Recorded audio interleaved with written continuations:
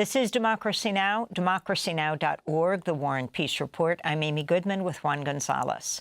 We end today's show with a look at the alarming rise in censorship on university campuses across the United States. Last month, New York University abruptly canceled a presentation by the former international head of Doctors Without Borders, Médecins Sans Frontières, because some of her slides could be viewed as, quote, anti-governmental. Dr. Joanne Liu, a Canadian pediatric emergency medicine physician, a professor of clinical medicine at McGill University, and the former international president of Doctors Without Borders, was scheduled to speak at NYU, her alma mater, in March. She'd been invited over a year ago to discuss the challenges of humanitarian crises.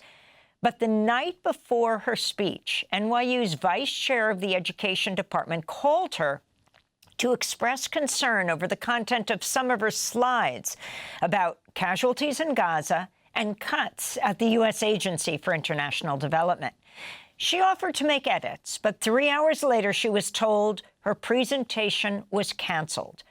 In an op-ed in a French newspaper describing how elite universities are in the crosshairs of presidential cuts, Dr. Liu said she was astonished by the institution's posture of preemptive over-obedience. Dr. Joanne Liu joins us now from Canada.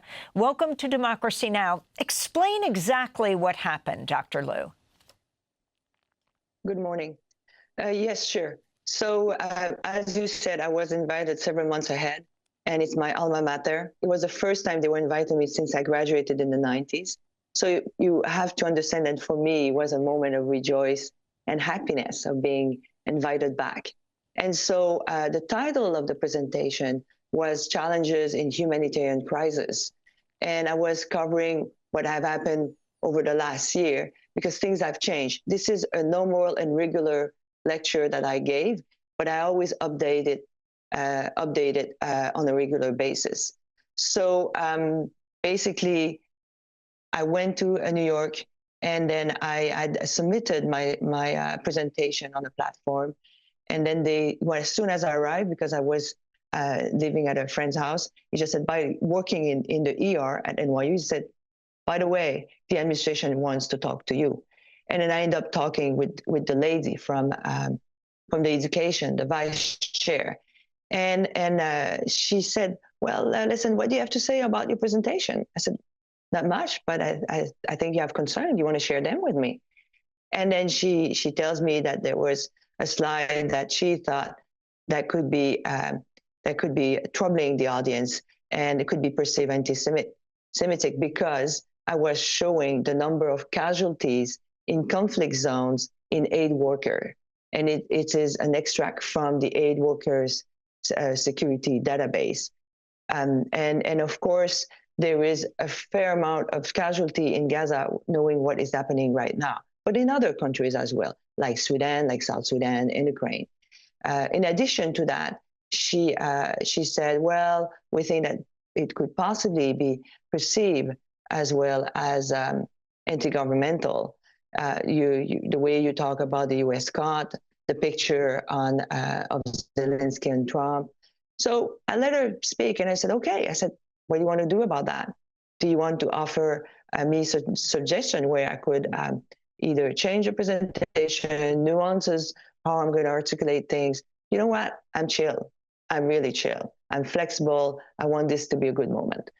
And then she hesitated, and then I said, okay. And then a few minutes after, I said, let me offer those 3 slides I would remove. As long as I can keep the key overarching message, I'm fine. I can manage that. And she said, okay, listen, I'll get back to you in a few hours. And basically, 3 hours later, I got a phone call, and the lady was really, I would say that she was really sad. Anyway, I said, I sensed some sadness. And she said, listen, I'm very sorry. But we've been talking for the last 3 hours, and I have to inform you that we have decided to cancel your conference. And Dr. Liu, you were for 6 years the president of Doctors Without Borders, one of the most prestigious medical groups in the world. Have you ever had a talk canceled before? Actually, when a talk is canceled, it's because I'm canceling it, but not the other way around. It did And happen what? because for security circumstances or changes in, I could not attend, but it happened really rarely. It was from my side. And were you your reaction to when they told you it was canceled? So my reaction was, I was stunned. I actually, it was not part of my scenario. I'm someone who always planned for worst case scenario, but I could not imagine that case scenario because these are my friends. And then it was a moment of being united. We haven't seen each other for a while.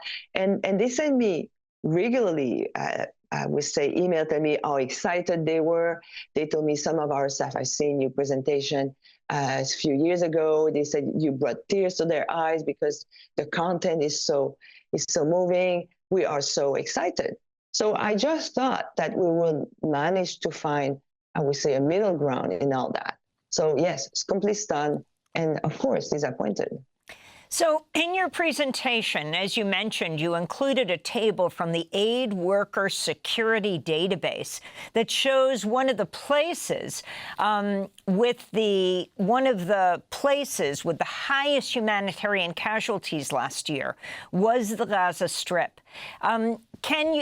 You were told you could be perceived as anti-Semitic if you talked about this, and also if you talked about USAID perceived as anti-governmental.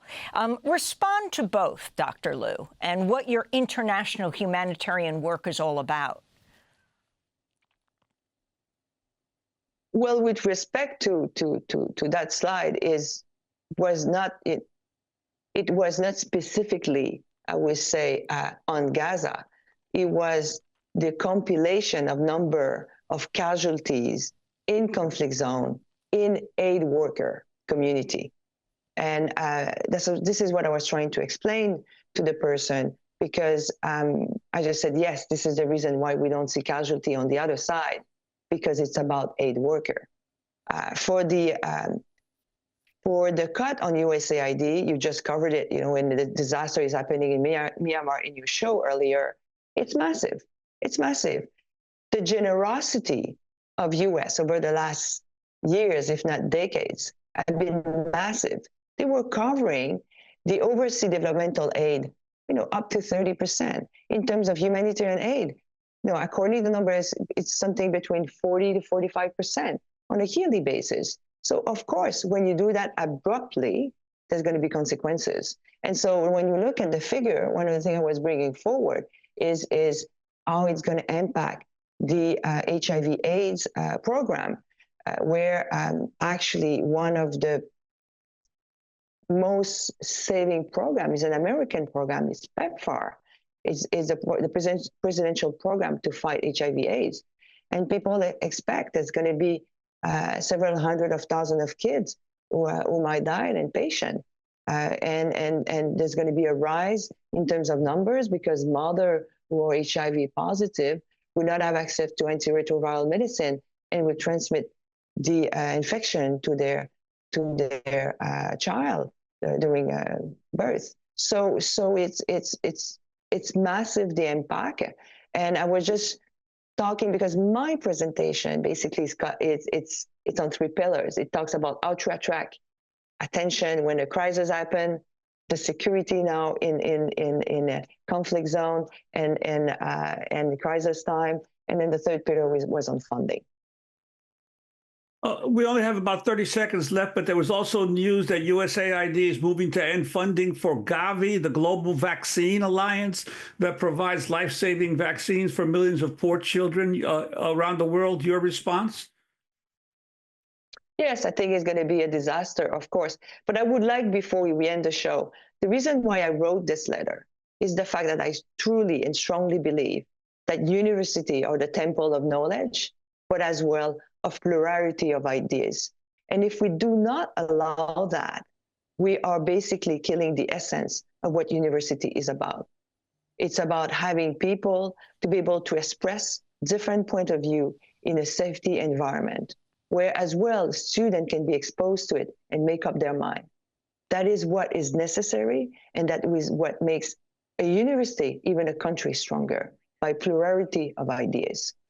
We do have 20 seconds. You are an alum of NYU. In this 20 seconds, what do you think the students lost in not hearing your speech? Well, I think they lost the fact of getting a sort of a different point of view of someone who's been, I would say, a field aid worker. So basically, I work from being on a ground zero to the leadership role, and I was giving basically the whole spectrum of what it means doing aid work nowadays.